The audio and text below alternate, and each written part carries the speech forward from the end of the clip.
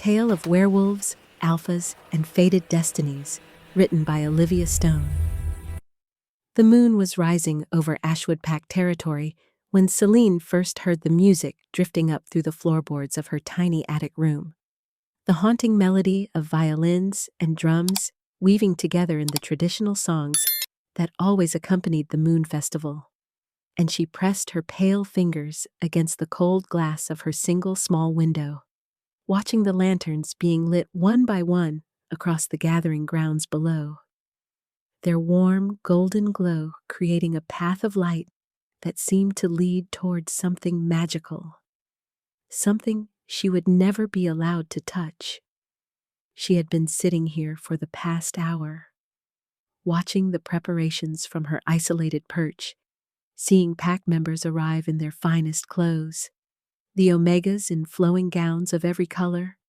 the betas in formal suits, the alphas in their traditional leather and fur, all of them laughing and embracing and celebrating the full moon that hung heavy and luminous in the darkening sky. And Celine felt the familiar ache of loneliness settle into her chest, like a physical weight, pressing down on her ribs and making it hard to breathe properly. Her own dress, the only one she owned that wasn't completely falling apart, lay across her narrow bed, a pale gray gown that had once belonged to her mother and was now faded and mended in so many places that it looked more like a patchwork of memories than actual clothing. But it was still the most beautiful thing Celine possessed, because it carried the faint scent of lavender that her mother had always worn, and sometimes, when she buried her face in the fabric,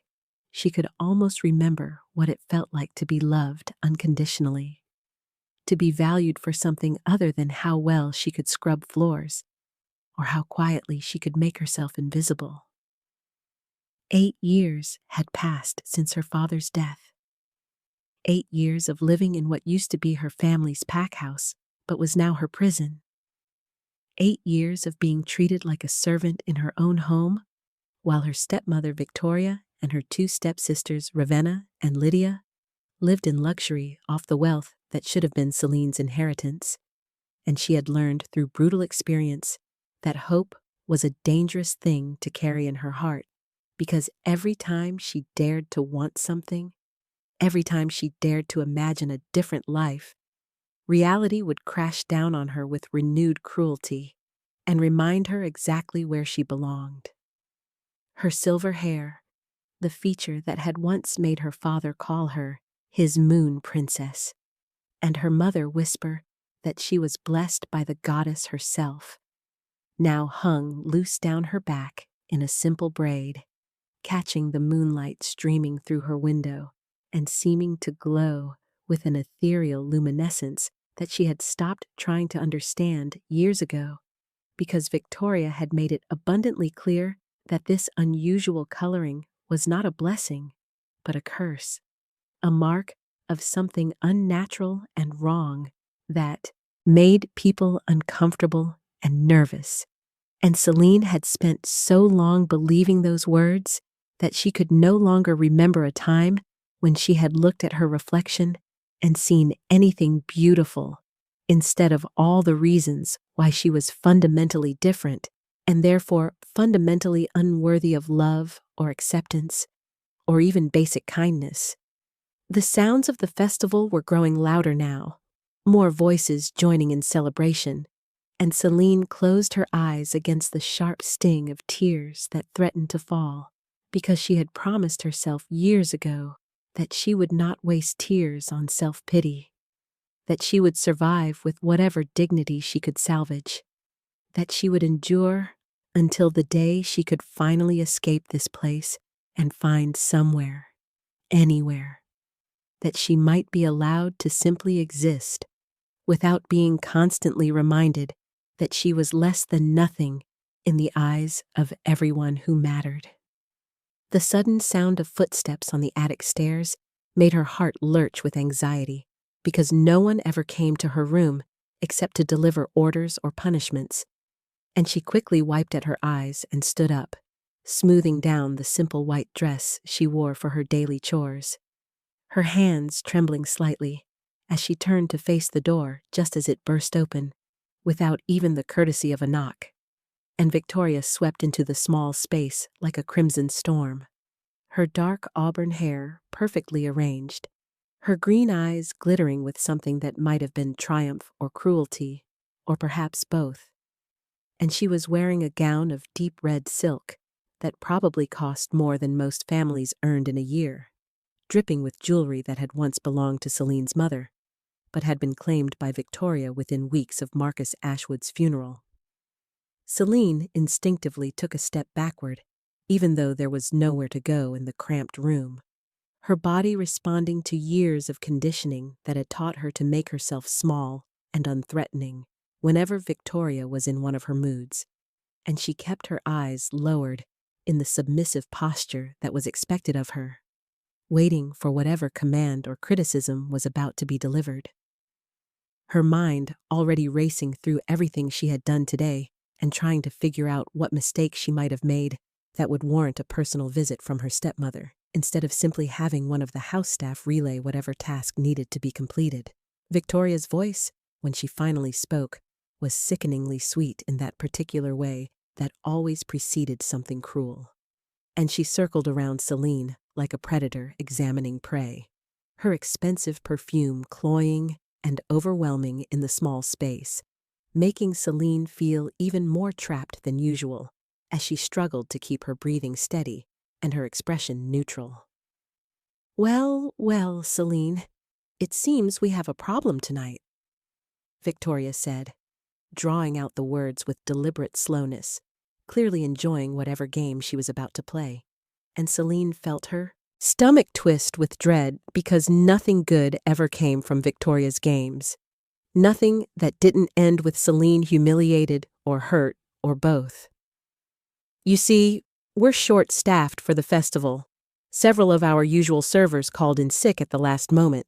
probably because they wanted to attend as guests instead of working, and we find ourselves in need of an extra pair of hands to serve drinks and clear plates and generally make sure our very important guests are properly attended to." And I thought to myself, why? We have a perfectly capable pair of hands right here in this attic, going to waste, doing nothing useful, while the rest of us work hard to maintain the pack's reputation and honor. The implication of what Victoria was saying took a moment to fully register in Celine's mind, because for 8 years she had been forbidden from attending any pack gatherings, any social events, any occasions where she might be seen by important visitors or reminded of the life she should have had as the daughter of an alpha. And Victoria had always made it clear that Celine's presence at such events would be an embarrassment to the family, a reminder of the strange, cursed girl they were forced to house out of obligation to her dead father's memory. But now Victoria was telling her to come downstairs, to be present at the Moon Festival,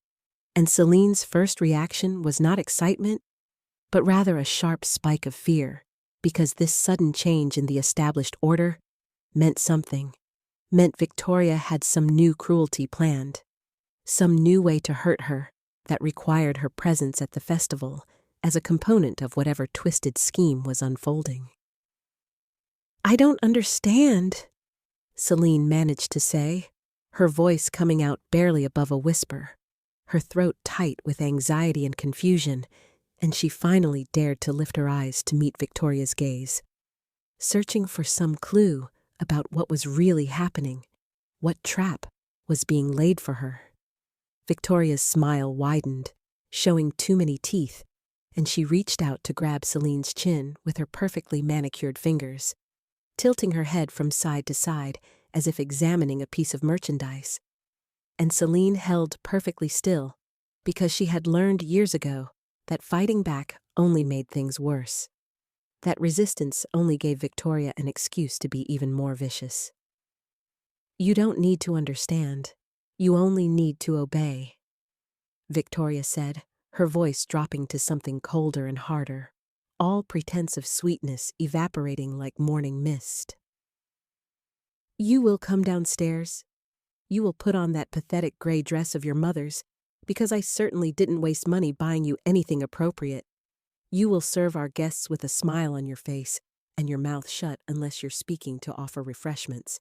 And you will absolutely under no circumstances speak to anyone of importance or draw attention to yourself beyond your function as a servant. Do I make myself abundantly clear?" Celine nodded as much as Victoria's grip on her chin would allow, and when she was finally released, she stumbled back slightly,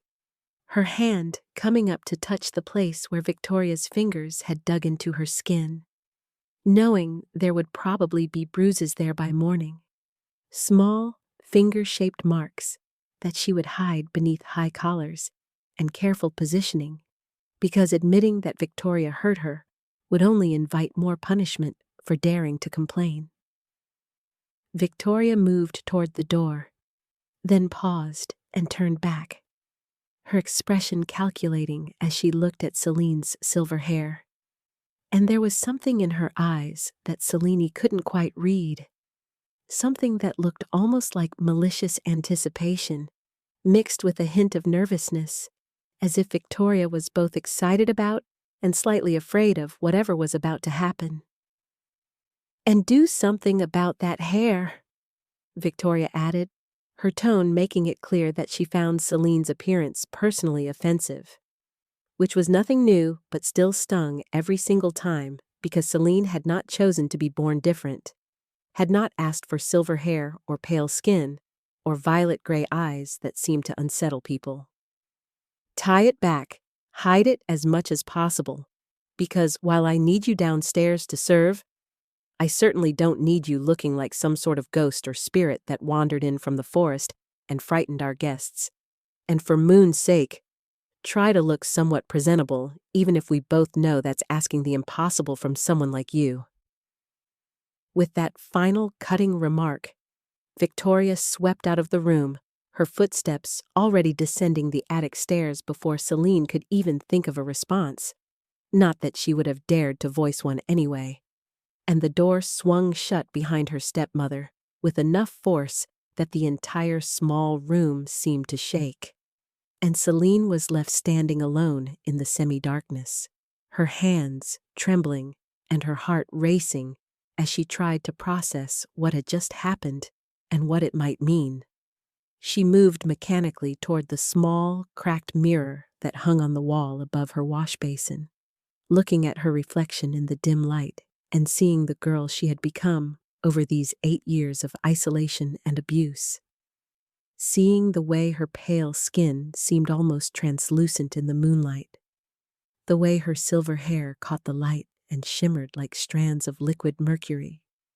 the way her violet-gray eyes held a depth of sadness that no 22-year-old should carry, and she wondered, not for the first time, what her mother would think if she could see her daughter now, reduced to this frightened creature who flinched at raised voices and lived in constant anticipation of the next cruelty. Celine's mother, Elena, had died when she was only 8 years old, succumbing to an illness that the pack healers couldn't cure, and Celine's memories of her were fragmentary and precious. Images of a woman with kind eyes and gentle hands who used to brush Celine's silver hair and tell her stories about the moon goddess and the special wolves she blessed, who used to say that being different was not the same as being wrong. That uniqueness was a gift rather than a curse, and those words felt like they came from another lifetime, from a world that no longer existed and might never have existed at all, except in the desperate imagination of a lonely child. Her father had remarried within a year, bringing Victoria and her 2 daughters into their home. And at first, Celine had been so desperate for maternal affection that she had tried to love her new stepmother, had tried to be the perfect daughter and sister, had bent over backward to please these new people in her life, because she thought that if she could just be good enough, kind enough, useful enough, they might learn to love her the way her mother had loved her. But Victoria had never wanted a stepdaughter, had only wanted Marcus Ashwood's status and wealth and power, And when he had died defending the pack's borders from a rogue attack when Celine was 14, Victoria had wasted no time in consolidating her control, manipulating pack politics to install her distant cousin as the new alpha, claiming that Celine was too young and too unstable and too strange to be considered for any position of authority, despite the fact that as Marcus's only child, Celine should have been protected and honored and prepared to take her place in pack leadership when she came of age. Instead, she had been systematically stripped of everything that made her who she was, reduced to a servant in her own home, forbidden from shifting into her wolf form because Victoria claimed that her wolf was as unnatural as her human appearance, isolated from any friends or allies she might have had, and conditioned to believe that this was somehow what she deserved, that she had no right to expect anything better because she was fundamentally flawed in some way that made her unworthy of love or respect or even basic human decency. Celine took a shaking breath and reached for her mother's gray dress, slipping it over her simple white shift and fastening the small buttons with fingers that wouldn't quite stop trembling.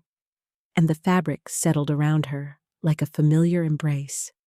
worn and soft from years of careful use, and she allowed herself one moment of grief for everything she had lost. For the girl she had been before the world taught her to be small and scared and silent. She braided her silver hair as Victoria had commanded, weaving it into a long plait that she pinned at the base of her neck. Those strands immediately escaped to frame her face because her hair had always had a mind of its own, always seemed to catch the light and draw attention no matter how much she tried to hide it. And she stared at her reflection one more time, seeing a girl who looked like she belonged to the moon itself, ethereal and otherworldly and entirely out of place in the mundane cruelty of her daily existence. The music from the festival was calling to her now, the drums beating in rhythm with her racing heart, and Celine squared her shoulders and turned away from the mirror, moving toward the door with the resignation of someone walking toward an execution, because whatever Victoria had planned for tonight, whatever new humiliation awaited her at the Moon Festival, she knew with absolute certainty that it would not be anything good, that she would survive it the way she had survived everything else, by making herself small and invisible, and hoping that the pain would pass quickly. But as she descended the narrow attic stairs, her hand trailing along the rough wooden banister, something in the air felt different tonight, charged with a kind of electric anticipation that made the hair on the back of her neck stand up and her skin prickle with awareness, and she could feel the pull of the full moon, even through the walls and ceiling of the pack house, could feel something ancient and powerful stirring in her blood, something that had been dormant for so long she had forgotten it existed. Celine reached the bottom of the stairs and paused, her hand on the door that would lead her out into the main house, and then down to the festival grounds, and for just a moment, she allowed herself to wonder what would happen if she simply refused to go, if she turned around and went back to her attic room and locked the door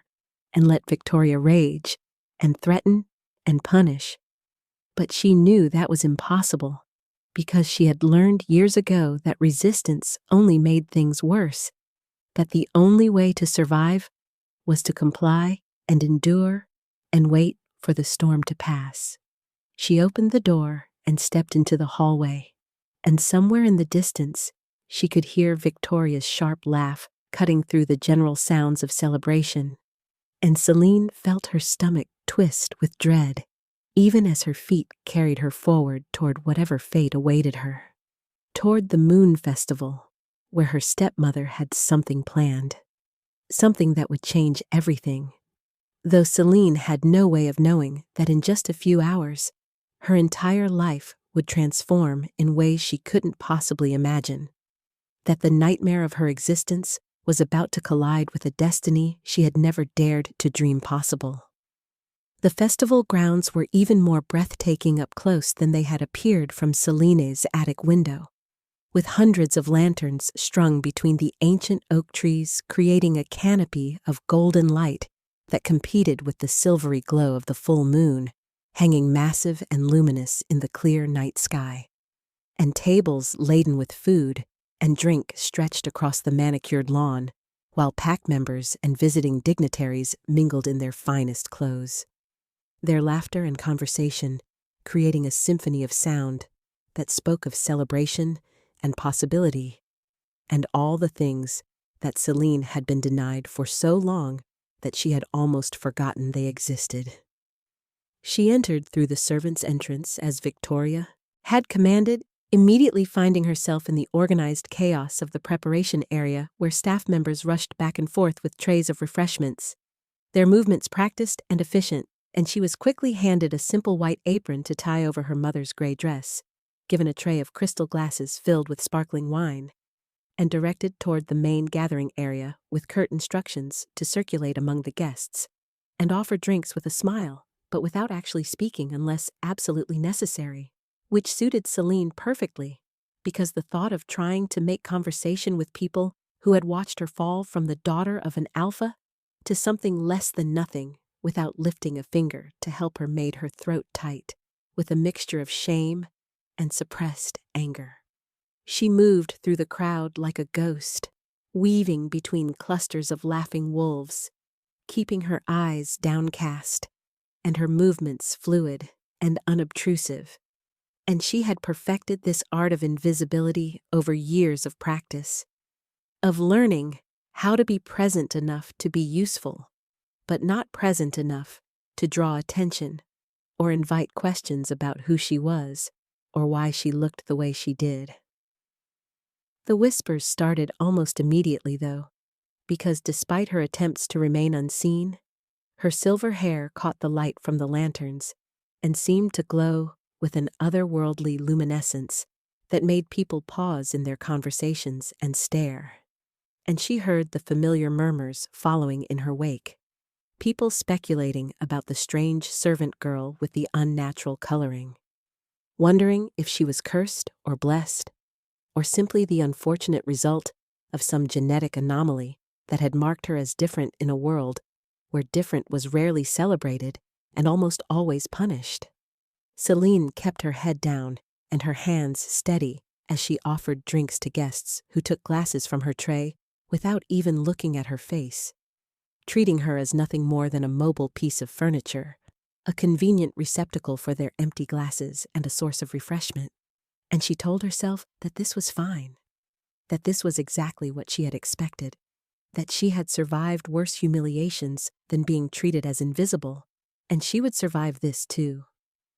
Across the gathering grounds, she could see her stepsisters holding court among a group of young wolves. Ravenna, resplendent in an emerald green gown that hugged her curves and made her strawberry blonde hair seem to catch fire in the lantern light,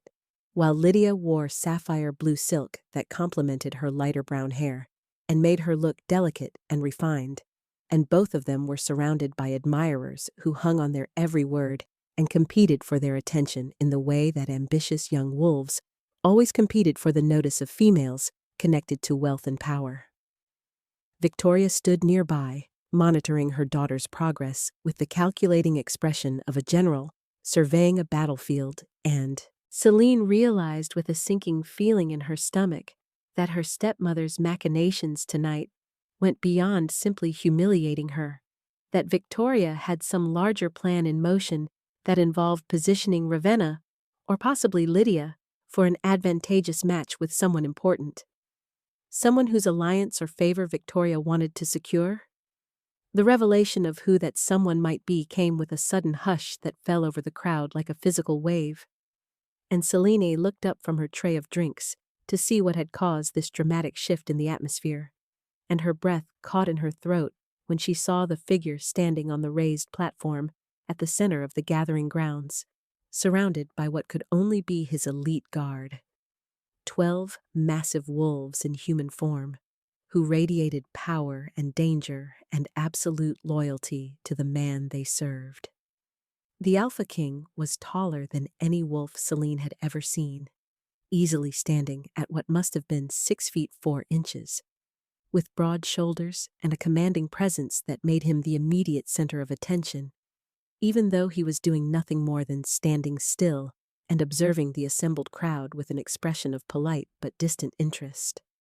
But what made Celine's heart stutter in her chest and her fingers tighten involuntarily on her tray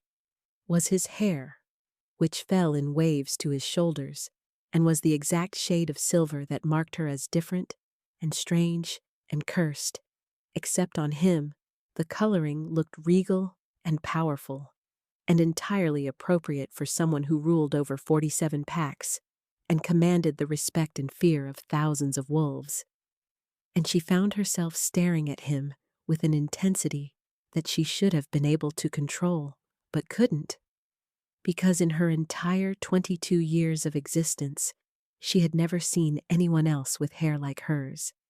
had never encountered another wolf who bore this particular mark that her stepmother called unnatural, and her father had called blessed. His eyes, even from this distance, appeared to be silver as well, pale and striking and utterly focused as they swept across the crowd. And there was something in the way he held himself that spoke of confidence tempered with weariness, as if he had attended too many of these festivals and met too many ambitious wolves throwing their daughters or sisters or nieces in his path, and he was tired of the performance but committed to the duty regardless of how exhausting he found it. The current Ashwood Pack Alpha, Victoria's distant cousin Gerard, who had claimed leadership after manipulating pack politics in the chaos following Marcus Ashwood's death, stepped forward to make the formal welcome speech, his voice carrying across the suddenly silent gathering grounds as he praised the Alpha King's presence and expressed the pack's honor at hosting such an important visitor during the sacred moon festival. Celine barely heard the words because she was still staring at the silver-haired king on the platform, still trying to process the fact that someone else existed in the world who looked like her, who bore the same mark that had made her life a misery of isolation and cruelty, and she felt something stirring in her chest that might have been hope, or might have been something even more dangerous. A sudden wild thought that perhaps her father and mother had been right all those years ago when they told her that her silver hair meant she was special rather than cursed, that perhaps there was a reason she looked the way she did, and that reason was standing right there in front of her, looking like he belonged to the moon itself. Gerard finished his speech with a flourish, announcing that the traditional moon dance would begin shortly, where unmated wolves could take to the dance floor and potentially find their destined mates under the blessing of the full moon. And the crowd erupted in excited murmurs and movement as people began positioning themselves strategically, the unmated females preening and adjusting their dresses, while the males straightened their clothes and adopted expressions of casual confidence that poorly masked their nervousness. Victoria moved with the swift precision of a hunting predator, positioning Ravenna directly in the Alpha King's line of sight, and Celine watched with a mixture of resignation and detached fascination as her stepsister executed what was clearly a well-rehearsed approach, gliding across the space between the crowd and the platform with studied grace, offering a deep curtsy that showed off both her respect and her figure, and extending an invitation to dance that was delivered with enough charm and beauty that most males would have accepted without hesitation. But the Alpha King merely inclined his head politely and declined in a voice that carried clearly across the expectant silence, thanking Ravenna for the honor, but explaining that he preferred to observe for a while before joining the dancing, and his tone was perfectly courteous but absolutely final, leaving no room for argument or negotiation. And Celine saw her stepsister's face flush with humiliation and barely suppressed rage as she was forced to curtsy again and retreat from the platform under the pitying or amused gazes of hundreds of watching wolves. Ravenna's eyes, as she moved back through the crowd toward where Victoria stood rigid with fury at this very public rejection, scanned the gathering grounds with the desperate need to find someone or something to blame for her embarrassment, and they landed with laser precision on Celine standing near the beverage table with her tray of crystal glasses, and Celine felt her blood turn to ice because she recognized that expression, had seen it countless times before, and she knew with absolute certainty that something terrible was about to happen, but she had no way to prevent it and nowhere to run. Everything that followed seemed to happen in slow motion, even though Celine knew it took only seconds for the disaster to unfold. As Ravenna stalked toward her with fury radiating from every line of her body, closing the distance between them with predatory speed, and before Celine could even think to move or protect herself or set down the tray she was holding,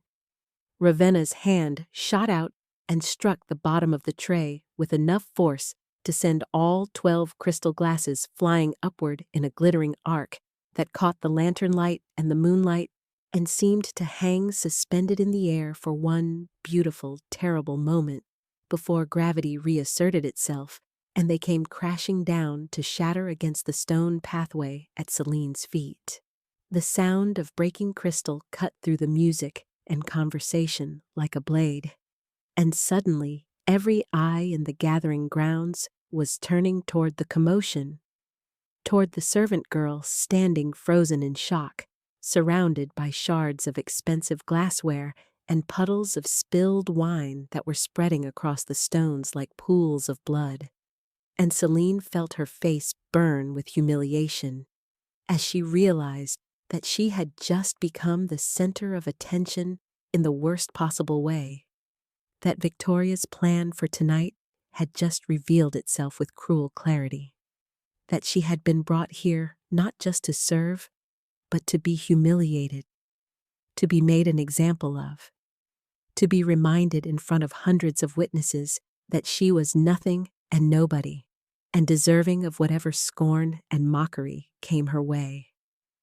Victoria materialized beside her almost instantly, moving with the speed of someone who had been waiting for exactly this moment, and her hand closed around Celine's upper arm with bruising force as she dragged her forward away from the broken glass and into the full light of the lanterns where everyone could see her clearly, could see her silver hair and pale skin and violet gray eyes, could see the worn gray dress and the white apron now stained with wine, could see everything that marked her as different and strange and fundamentally wrong. Clumsy, foolish girl. Victoria's voice rang out across the suddenly silent gathering, pitched to carry to every corner of the grounds, and her tone dripped with contempt and manufactured disappointment, as if she were a long-suffering guardian dealing with an incompetent servant, rather than the woman who had spent 8 years systematically destroying her stepdaughter's spirit and stealing her inheritance.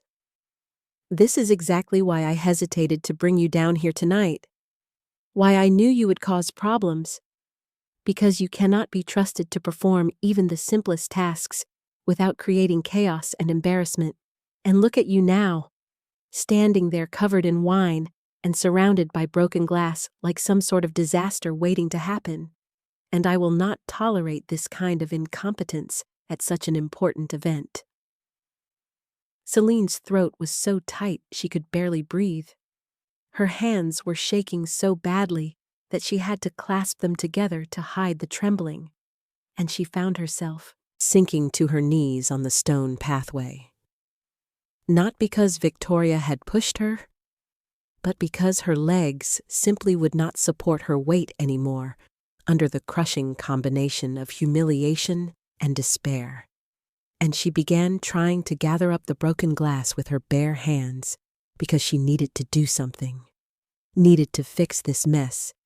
even though she knew it was unfixable. Needed to make herself useful and small and apologetic in the desperate hope that it might somehow lessen the punishment that was surely coming. "I'm sorry," she heard herself whispering, the words falling from her lips like a prayer or a curse, repeated over and over, because what else could she say? What defense did she have? What words could possibly explain that she hadn't dropped the tray herself, but had it struck from her hands? And who would believe her even if she tried to explain, because she was nothing and nobody, and her word meant less than dust against Victoria's established authority and social position? The sharp edges of the broken crystal were cutting into her palms and fingers as she worked, and she felt the warm trickle of blood mixing with the spilled wine. But the physical pain was almost welcome because it gave her something to focus on, besides the hundreds of eyes watching her kneel in broken glass and abase herself before her stepmother's manufactured fury. Ravenna's voice cut through the heavy silence with deliberate cruelty, adding fuel to the fire that Victoria had started. Her words pitched loud enough to ensure everyone heard her contribution to Celine's humiliation. With that freakish silver hair, she probably couldn't even see what she was doing properly, Ravenna said with a laugh that invited others to join in her mockery, and several wolves in the crowd did laugh, nervous or genuine mirth at the expense of the strange servant girl with the unnatural coloring. And Celine felt something inside her chest crack and break in a way that had nothing to do with the physical pain of the glass cutting her hands, and everything to do with the soul-deep exhaustion of being used as entertainment, and a cautionary tale by people who had once been her pack, her family, her people. Victoria was still talking, still making a show of her disappointment and frustration, and Selene could see from the corner of her downcast eyes that her stepmother's hand was raised, could see the shadow of it falling across her face, and she braced herself for the blow that was coming, because she had learned years ago that resistance only made things worse, that accepting punishment with silent submission was the only way to survive in Victoria's household, that fighting back achieved nothing except prolonged suffering. But the blow never landed, because a voice cut through the scene with the sharp authority of someone accustomed to being obeyed instantly and without question. A single word that somehow managed to freeze everyone in place as effectively as if time itself had stopped. "Stop," the Alpha King said, and his voice was not raised or aggressive, but it carried such innate command that Victoria's raised hand halted mid-swing, and every wolf in the gathering grounds went absolutely still, their conversations dying mid-word, their movements arrested mid-gesture, and even the musicians stopped playing, so that the only sounds were the crackling of the lanterns and the whisper of wind through the oak trees, and Celine's own ragged breathing as she knelt in broken glass and tried to process what was happening. She heard rather than saw the Alpha King moving, heard his footsteps approaching across the stone pathway, heard the crowd parting before him with rustling fabric and hushed whispers, and she wanted desperately to look up, to see his face, to understand why he was intervening in something that had nothing to do with him, and everything to do with her complete lack of value or importance. But years of conditioning kept her head bowed and her eyes fixed on the blood-stained glass surrounding her, like the fragments of a shattered life. His boots appeared in her limited field of vision, expensive leather polished to a mirror shine, and then he was crouching down in front of her, bringing himself to her level in a gesture that was so unexpected and so at odds with everything Selene had learned about hierarchy and power dynamics that she couldn't quite believe it was happening, couldn't quite accept that the Alpha King himself was kneeling in front of a worthless servant girl surrounded by broken glass and her own blood. "You're hurt," he said, and his voice was so much gentler than she had expected, carrying genuine concern rather than the detached politeness or barely concealed contempt she was accustomed to hearing from people of rank and authority. And he was extending his hand toward her, palm up in a gesture of offering rather than demand, waiting for her to take it, giving her a choice. "Let me help you," he continued when she didn't immediately respond, when she remained frozen in shock and confusion, and the paralyzing fear that this was somehow another trap, another cruelty disguised as kindness that would be snatched away the moment she dared to reach for it. And his silver eyes were fixed on her face with an intensity that made her feel exposed and vulnerable and seen in a way she hadn't been seen in 8 years. Celine found her voice finally, though it came out small and broken and barely audible over the pounding of her own heart. "I'm fine, Alpha King," she managed to say, still not quite able to meet his eyes, still focused on his offered hand like it was a dangerous thing that might burn her if she touched it. "Please, I'll clean this up. I'll take care of everything. You don't need to concern yourself with—" But he interrupted her with a quiet firmness that somehow managed to be both gentle and absolutely immovable, his voice carrying a note of command that made it clear he was not making a request, but stating an expectation that he fully anticipated would be fulfilled. "Look at me," he said, and the words were so simple, but they carried the weight of something profound, something that Celine's exhausted and battered spirit recognized on an instinctive level as important, as potentially life-changing, as the kind of moment that could alter the trajectory of an entire existence, if only she was brave enough to respond to it. She raised her head slowly, reluctantly, fighting against years of conditioning that had taught her to keep her eyes down and her presence minimized. And when her violet-gray gaze finally met his silver one, the world seemed to shift and realign around that single point of connection, and time itself appeared to pause as something passed between them that Celine had no name for, but that she felt in every cell of her body, in the marrow of her bones, in the very core of her being. His eyes widened slightly as he truly saw her for the first time, as he took in her silver hair that was falling loose from its braid and catching the moonlight with an ethereal glow, her pale skin that seemed to shimmer faintly in the lunar radiance, her features that were delicate and otherworldly and entirely unlike any wolf he had apparently ever encountered. And she saw something flicker across his expression that looked like recognition mixed with wonder, mixed with something deeper and more primal that she couldn't identify, but that made her breath catch in her throat and her heart race with an emotion that was neither fear nor hope, but some complicated mixture of both. The moment stretched between them, heavy with unspoken significance, the entire festival frozen around them as if the moon goddess herself had stopped time to allow this connection to form. And Celine felt something awakening in her chest, something that had been dormant for so long she had forgotten it existed, a warmth spreading through her veins like liquid sunlight, a sense of rightness and recognition that made absolutely no logical sense, but that her soul accepted as fundamental truth. The Alpha King's hand was still extended toward her, still waiting for her to take it,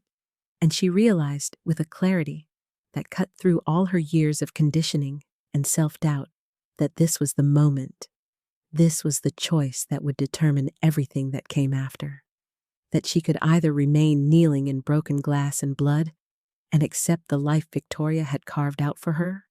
or she could reach out and take his hand and step into an unknown future that terrified and exhilarated her in equal measure, and her fingers were moving before her mind had fully processed the decision, reaching toward his offered hand with trembling determination, closing the distance between them one heartbeat at a time. And just as her blood-stained fingertips were about to touch his palm, just as the connection was about to be made, his silver eyes locked on hers with an intensity that stole her full breath and made the entire world fall away until nothing existed except the two of them and the moon hanging luminous overhead and the destiny that was unfolding between them with the inevitability of fate itself.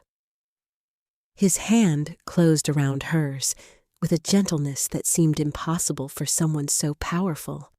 and Celine felt the connection between them solidify into something tangible and overwhelming, like a current of electricity running from his skin into hers and spreading through her entire body until every nerve ending was alive with sensation and awareness. And when he helped her to her feet with effortless strength, pulling her up from the broken glass and the blood and the humiliation as if she weighed nothing at all, she realized that her legs were somehow steady beneath her, despite the trembling that had consumed her moments before, as if his touch had transferred some of his strength directly into her bones and muscles and given her the ability to stand tall when everything in her life had been designed to make her bow and break. The crowd was absolutely silent as they watched this unprecedented scene unfold. The Alpha King holding the hand of a servant girl covered in wine stains and blood, his silver hair and her silver hair catching the moonlight in identical ways that made them look like they had been crafted from the same celestial material, like two pieces of the moon itself had been given flesh and form, and destiny had brought them together in this moment, before hundreds of witnesses who could barely comprehend what they were seeing. Caspian Silverfang, the Alpha King who ruled 47 packs and commanded the respect and fear of thousands of wolves, turned to face Victoria and the assembled crowd without releasing Selena's hand, and his expression had transformed from the gentle concern he had shown to her into something cold and dangerous and absolutely immovable, the face of a ruler who had just witnessed an injustice and was preparing to deliver judgment with all the authority of his position and bloodline. I came to this festival tonight seeking something genuine among all the performance and pretense, he said, his voice carrying to every corner of the gathering grounds with a clarity that ensured no one would miss a single word of what was about to unfold. And Celine felt his thumb brush across her knuckles in a gesture of comfort and reassurance, even as he delivered what was clearly going to be a condemnation of everything Victoria had done. I have attended more moon festivals than I care to count, met more ambitious wolves and their carefully presented daughters than I could possibly remember, danced with omegas who had been coached on exactly what to say and how to act to catch the attention of someone with power and status,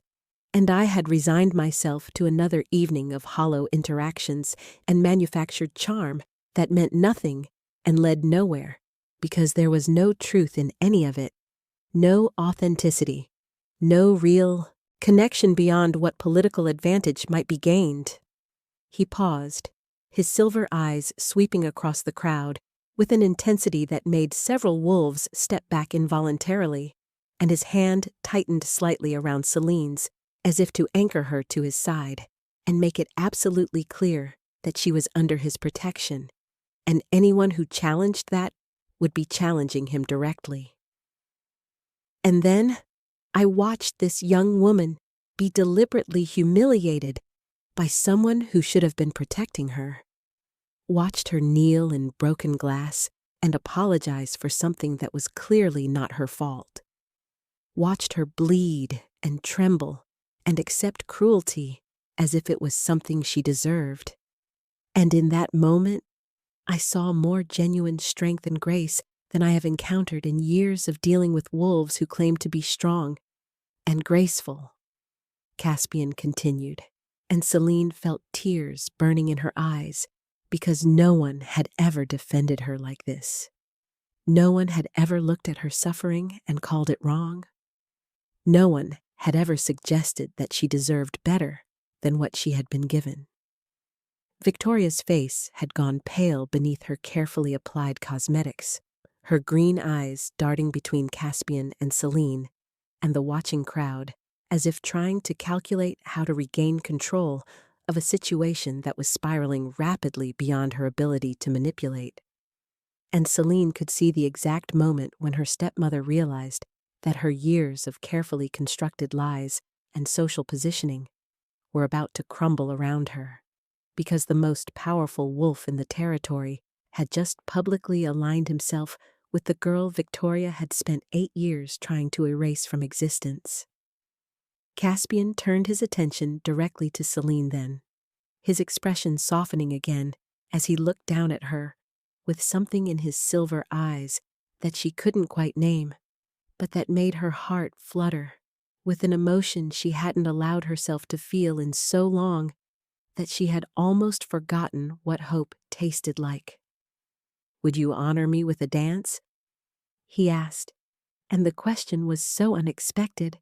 so completely at odds with everything that had just happened and everything Celine understood about her place in the world, that she could only stare at him in shocked silence,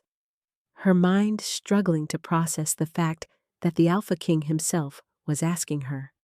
the strange servant girl with the cursed silver hair and the blood-stained hands, to dance with him in front of hundreds of witnesses, including her stepmother and stepsisters and every wolf who had watched her fall from the daughter of an alpha to something less than nothing. Victoria started to speak, her voice sharp with desperation, as she attempted to intervene in what was clearly becoming a disaster for her carefully laid plans. Something about misunderstandings and inappropriate behavior, and surely there were more suitable partners for someone of the Alpha King's status. But Caspian cut her off with a look that could have frozen fire. His voice, dropping to a tone that carried absolute authority and barely restrained anger when he addressed Victoria directly for the first time. "I didn't ask you," he said, each word falling like a stone into still water, creating ripples of shock and fascination that spread through the watching crowd,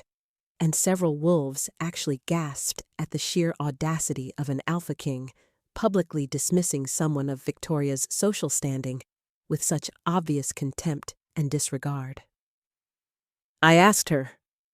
Caspian continued, turning his full attention back to Celine and deliberately excluding Victoria from the conversation entirely, treating her as if she were simply background noise that had no relevance to the important matter at hand. And Selina saw her stepmother's face flush with humiliation and fury at being so thoroughly and publicly put in her place. "And the choice is entirely yours," Caspian said to Celine, his voice gentle again, his thumb still tracing small circles across her knuckles in a gesture that was somehow both comforting and electrifying. And she realized that he was serious about giving her the choice, that he would accept whatever answer she gave him without judgment or coercion. That for perhaps the first time in 8 years, someone was treating her as if her wants and needs and decisions actually mattered. Celine's throat was so tight with emotion that she could barely force words past the constriction. Her mind was racing with all the reasons she should refuse, all the ways this could go wrong, all the disasters that might befall her if she dared to reach for something beautiful and found it snatched away. But underneath all that fear and conditioning and learned helplessness was a tiny spark of defiance that had somehow survived 8 years of Victoria's cruelty, a small voice that whispered that perhaps her father had been right all those years ago when he called her his moon princess, that perhaps her mother had been right when she said being different was a gift rather than a curse, that perhaps this moment was what she had been surviving for all these years, this chance to step out of the shadows and into the light and claim something for herself, instead of simply accepting whatever scraps the world decided to throw her way. "Yes," she heard herself saying, the word emerging as barely more than a whisper, but carrying the weight of a declaration, a choice, a decision to be brave for just one moment, even if it cost her everything. "Yes, I'll dance with you," she repeated more clearly, finding strength in the repetition, and she saw something flash in Caspian's silver eyes that looked like triumph mixed with relief, mixed with a joy so profound that it transformed his entire expression from the cold authority of an alpha king into something warmer and more human and infinitely more dangerous to her carefully guarded heart. He kept hold of her hand as he turned to face the assembled crowd, and his voice rang out with a declaration that sent shockwaves through every wolf present and would be talked about in packed territories for years to come. "Then let them see you as I do," he said, and those simple words carried implications that Celine's exhausted and overwhelmed mind couldn't fully process, but she felt them settle into her bones like truth, like prophecy, like the beginning of something that would change not just her life, but the entire trajectory of her existence. The crowd parted before them as Caspian led her toward the dance floor, and Celine was hyper-aware of every eye following their progress, every whispered comment and shocked gasp, every expression ranging from fascination to confusion to barely concealed envy. And she caught a glimpse of Ravenna's face twisted with jealous fury, and Lydia's expression of stunned disbelief, and Victoria's barely controlled rage, and she felt a surge of something that might have been vindication, or might have been satisfaction, or might simply have been the recognition that for once, for just this one moment, she was not invisible, not worthless, not the ghost girl who existed only to serve and suffer and stay silent. The musicians, after a moment of confused hesitation while they processed what was happening and adjusted to this dramatic shift in the evening's expected narrative, began to play a slow and elegant waltz, the traditional mate-seeking dance that unmated wolves performed during moon festivals in the hope of finding their destined partner. And Caspian drew Selina into position with the confidence of someone who had been trained in formal dance from childhood, one hand settling at her waist with a touch that was firm but gentle,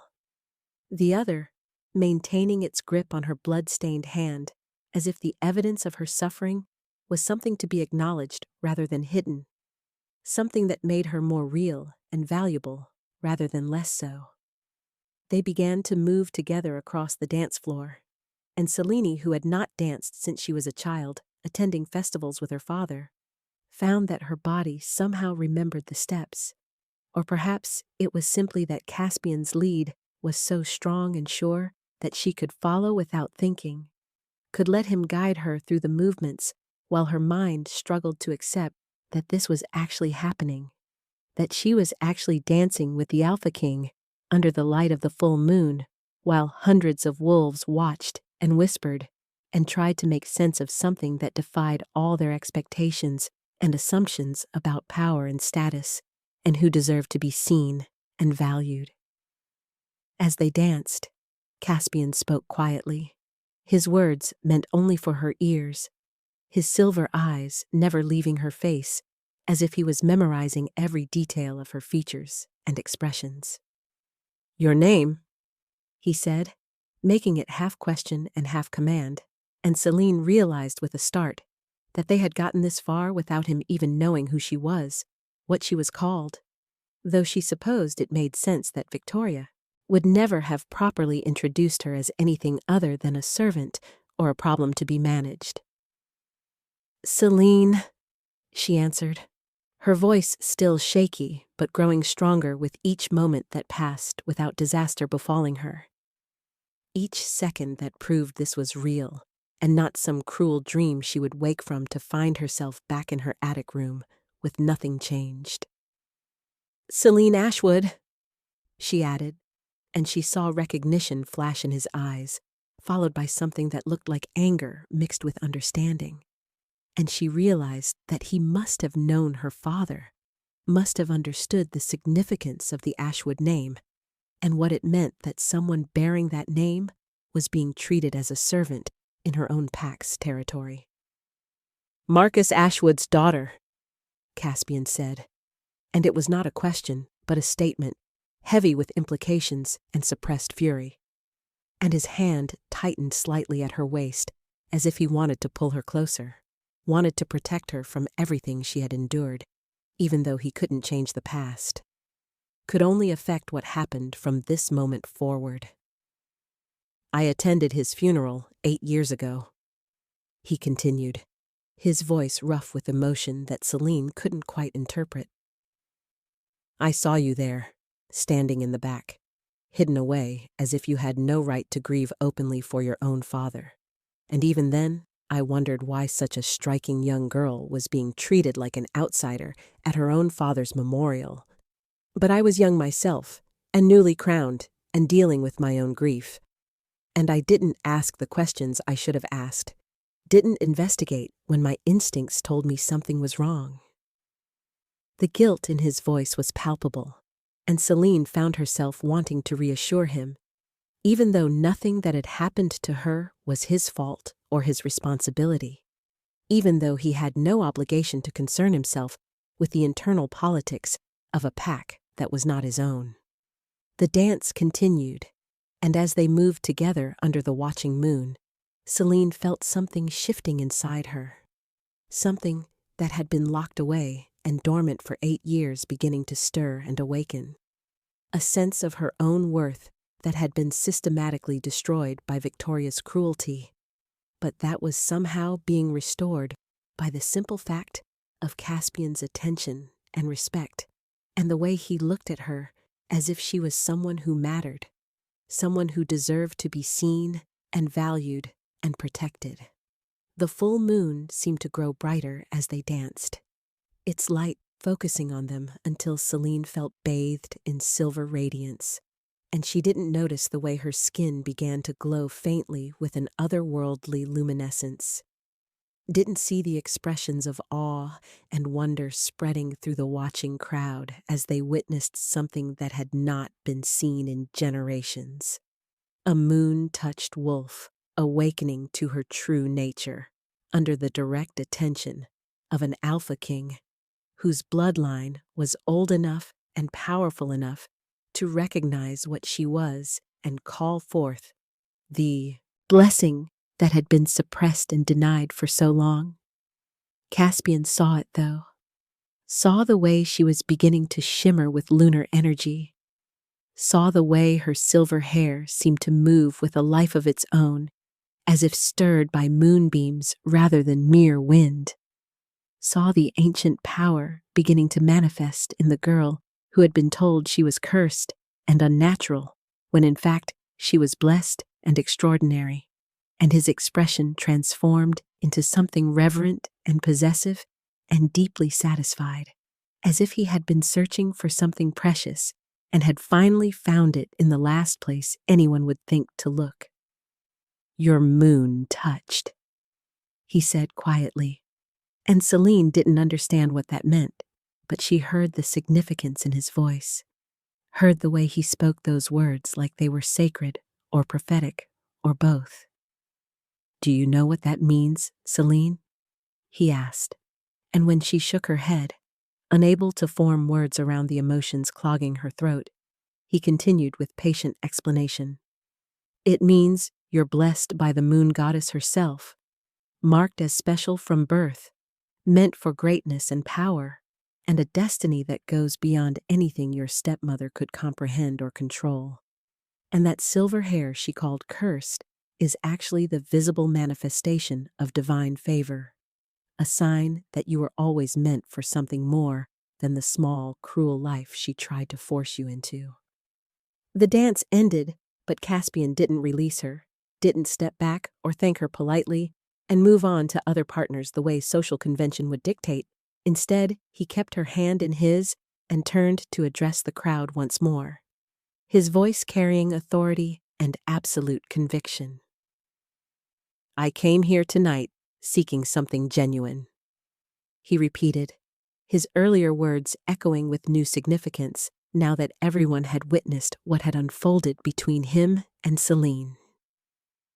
And I found it in the courage of a young woman who survived 8 years of cruelty without becoming cruel herself, who maintained her dignity while kneeling in broken glass, who chose kindness over bitterness despite having every reason to be bitter. He declared, and then he spoke words that Selene would remember for the rest of her life. Words that would be repeated and discussed and analyzed in every pack territory from the Northern Crown to the Southern Reaches.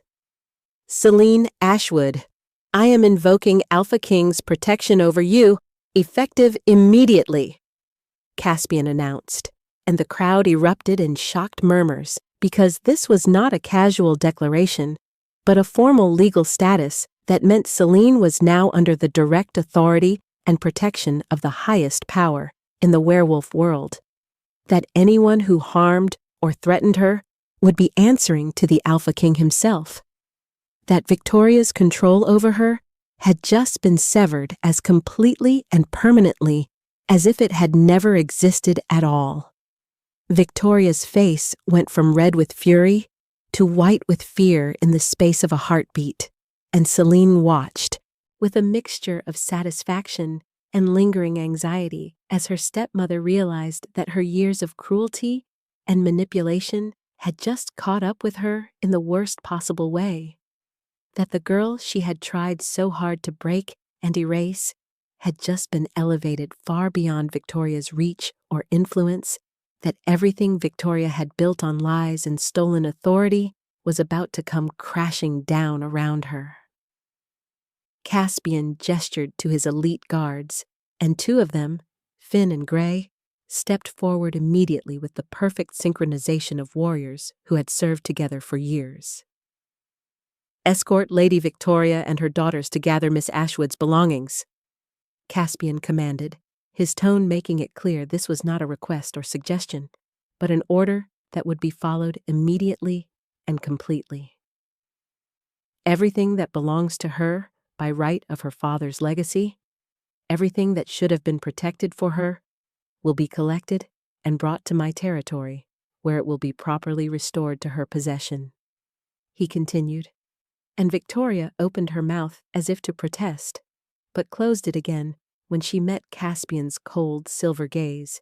and apparently decided that arguing with an Alpha King who had just publicly declared his protection over someone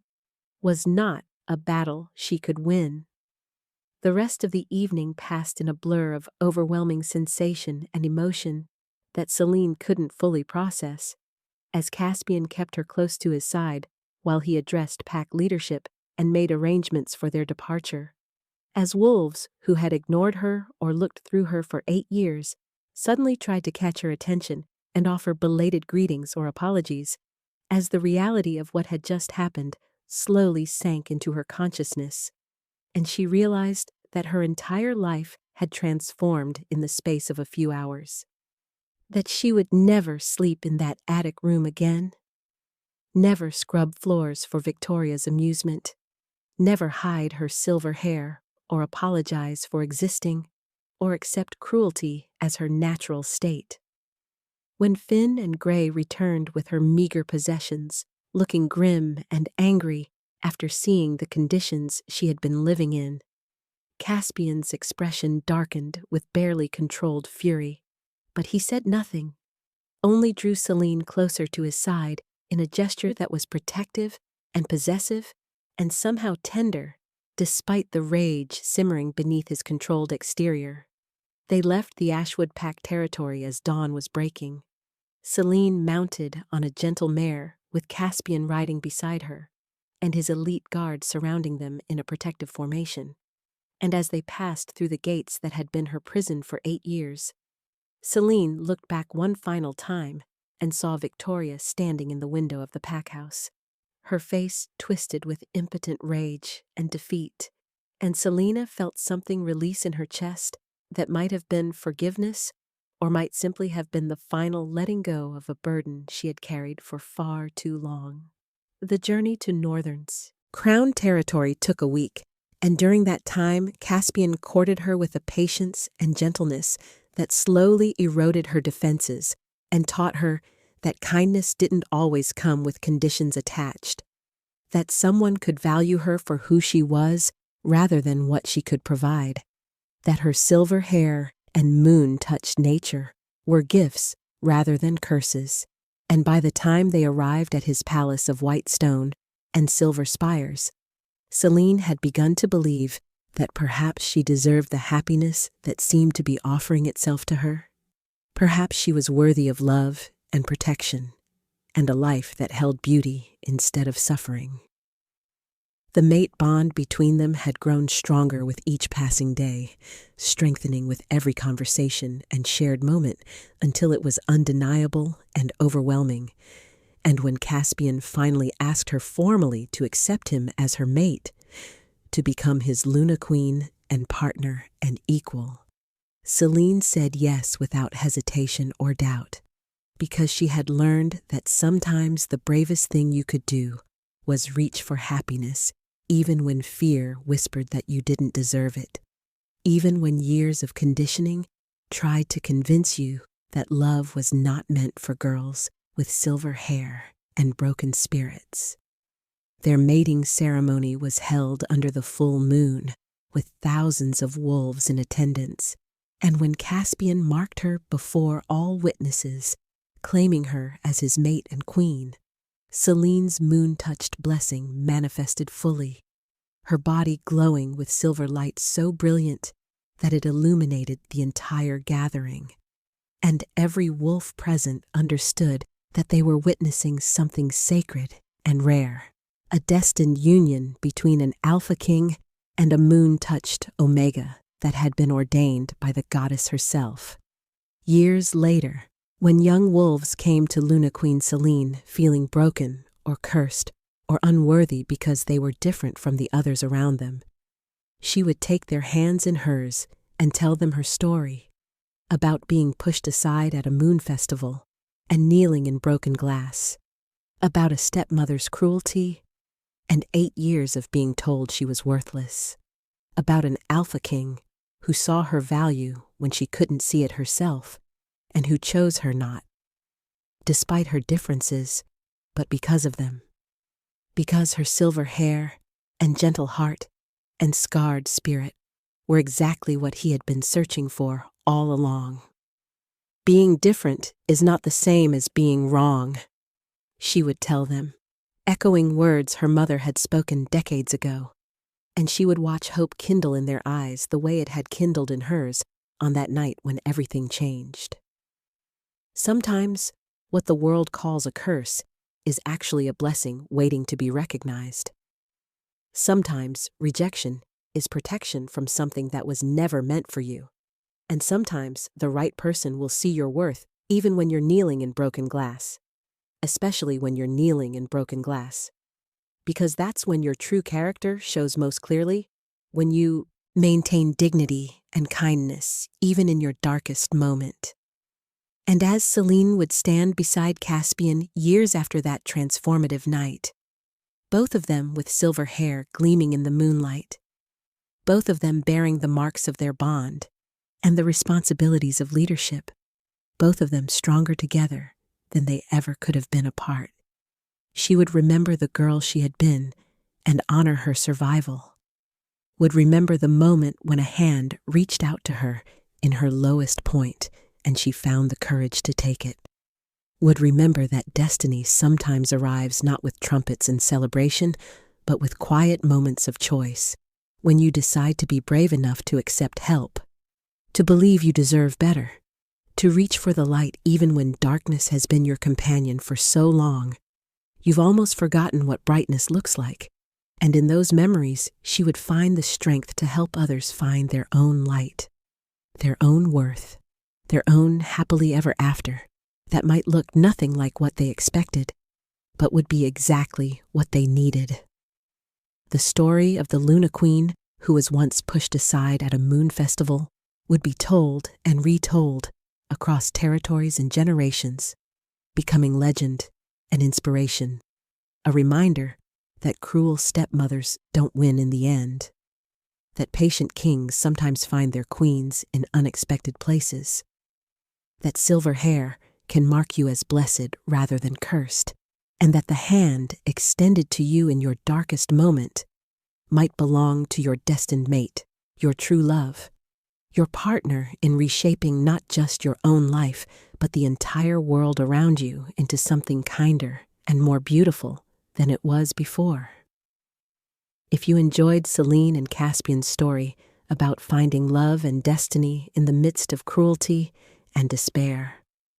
I would love to hear your thoughts in the comments below. What moment resonated with you most? Whether it was Celine's courage in taking Caspian's hand, the public claiming that transformed her status, or the ultimate triumph of kindness over cruelty. And please let me know what other werewolf romance stories you'd like to see. Whether you prefer rejected mate narratives, fated mate discoveries, alpha king romances, or powerful omega tales, because your feedback helps me create the content you love. Please subscribe to the channel so you never miss a story about werewolves finding their destined mates, alphas discovering the omegas who complete them, and outcasts becoming queens. And don't forget to hit the notification bell so you're alerted the moment a new tale is uploaded. Because I have so many more stories to share about love conquering all odds,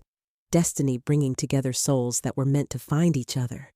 and the transformative power of someone seeing your worth when the entire world has tried to convince you that you have none. Thank you for reading, for investing your time in Celine's journey from servant to queen, and I'll see you in the next story where more werewolves will find their fated mates, and more outcasts will discover they were always meant for greatness.